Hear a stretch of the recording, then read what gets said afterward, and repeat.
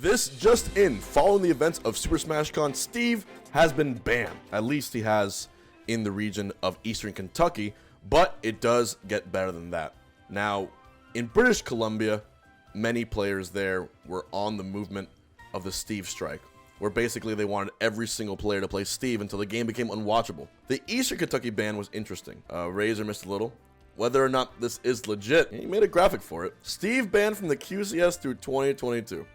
The health of the local Super Smash Bros. Ultimate community has been my greatest priority, and I've strived to make sure we have the best environment in Eastern Kentucky. Steve's place in this game has been a controversial topic. His recent placement in majors, most notably Onin's win at SmashCon, are particularly worrisome considering previously unranked players are now being the best in the world.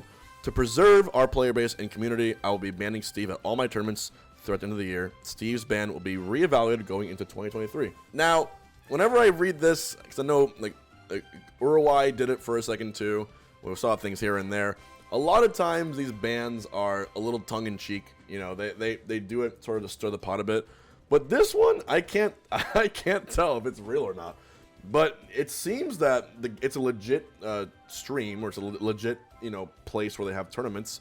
And if one tournament series bans Steve, it opens the door for other ones to do that, right? Now, my question is, before this all happens, and before British Columbia tries to make everyone in the world play Steve, by the way, DeBuzz just picked up Steve. Before this all happens, let's ask ourselves a much more important question. Is this ban deserved? Is this ban deserved? Now, the one telling thing that I will say is concerning to me, because I've been a resident Steve hater for a while because the Puff Steve matchup hurts a lot, is this chart right here. Essentially, this chart shows the character breakdown of top 64 at SmashCon 2022 from start to bottom. And if you look here, there is a very glaring issue with this list. Some people have pointed out that this happened with Rob in the earlier iterations of the game, and it did to a degree, but nothing like this. Rob, there was like 8 Robs, 7 Robs, when there was also like 5 Marios or whatever.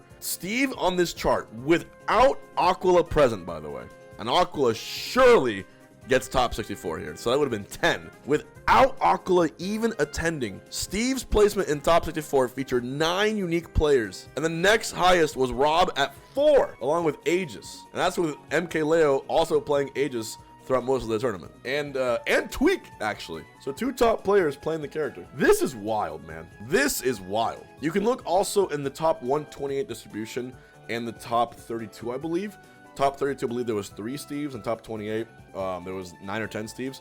But even still, he is by and far the most used character that makes it further into bracket out of anyone else. And if you take this stat alone, the top 64, if it's 9 Steves over 64, if I can crunch some numbers really quick with my amazing mathematical ability, 9 over 64 is 14% of all characters used were Steve. And this is a roster that features over 80 characters. Pretty crazy. If every character, obviously it's not gonna be the case because tiers exist and all that, but just for fun, let's say we just call it 85. If there's 85 characters in the game and they all have an equally likely, you know, chance of being used, the odds of your character being used is 1.18%, just over 1%, right? In a way, if Nintendo made a perfectly balanced game, you would see every character equally distributed, as you would, right? Which is impossible to do, but in an ideal world it would be.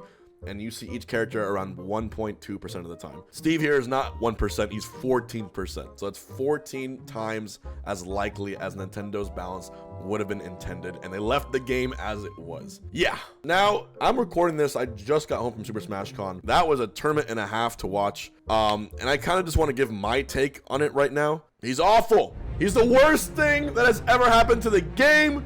Needs to be deleted immediately for the sake and integrity of the entire Smash scene. This character is a plague upon the land. It's only a matter of time before that 9 over 64 becomes a 69 over 64. Well, that's not correct math, but you know what I mean. 20 more Steves added. DeBuzz playing Steve. Leo playing Steve. Your friend next door Steve playing Steve. It's gonna be everywhere. Enderman, zombies, all across the land. You're gonna have 12-year-old players doing a blockchain combo on you while they're answering their text or playing Roblox on the side screen. It's gonna be scary. If you want to save your game, do your part. ban Steve in your region.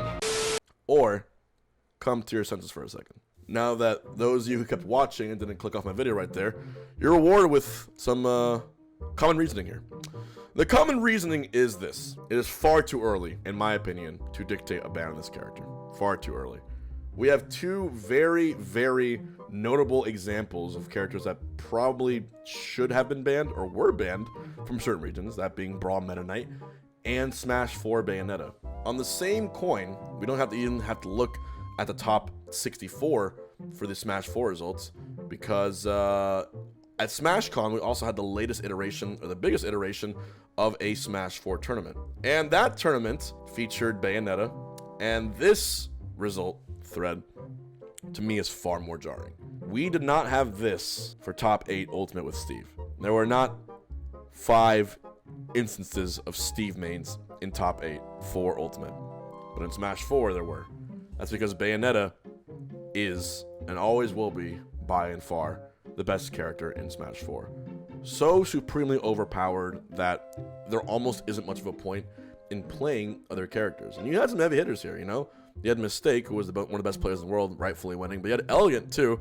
Soul Luigi there, fighting for his life in a sea of witches. Until the Steve brackets look like this, it's a hard sell. And with Meta Knight as well, with Brawl, I think if we just scroll right down, here's the results for Meta Knight. 3 Meta Knights in top 8 for Brawl.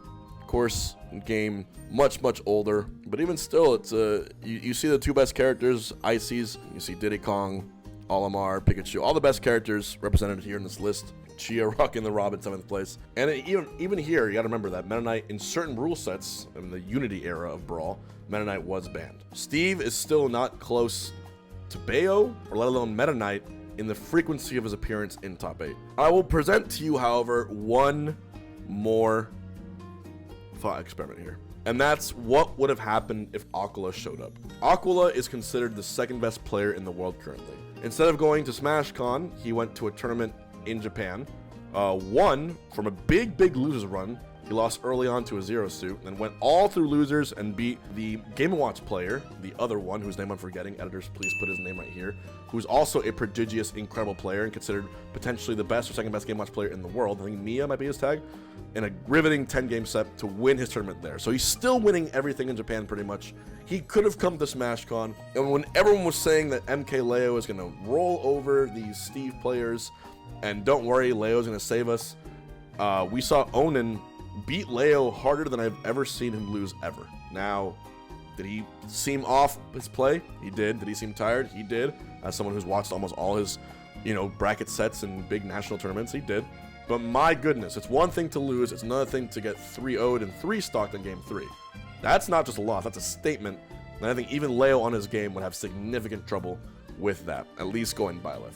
And that was just Onin, who's clearly the best Steve in North America right now. That's not even a question anymore. Jumped leaps over Jake and Yanni for his recent placings performances. I don't think he's lost tournament in the past few months, at least the big ones that I know of. He won Gommel, he won Combo Breaker, he won SmashCon. He won probably other regionals too in his area. And he did it without breaking a sweat. Throughout his run from MK Leo to Gluttony to Meister, he went 12-2 in games. He dropped 2 games playing 4 sets against the combination of MK Leo, Gluttony, and Meister. Just let that sink in for a second. Is this the mark of a brilliant new prodigious talent whose Twitter handle is "We need to ban Steve," or do we need to take his advice and remove him from the game? If Acola had shown up to SmashCon, we might have had a Steve Ditto. We might have realistically had a Steve Ditto in Grand Finals. And my friends, if that would have happened, that character would have already been banned in numerous regions today. Not even as a joke. It actually would have happened, because the knee-jerk reaction would have been that strong. He didn't come, so we'll have to wait till Acola finally graces his presence on our shores. And until then, Onin might be running the sticks and owning the rest of us at whatever tournament he attends. So let me know your thoughts in the comments below. Would you ban Steve outright? How much time would you give it before you make a decision?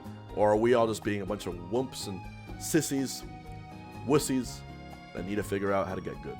Let me know what you think. Spargo, please save us. Thanks for watching.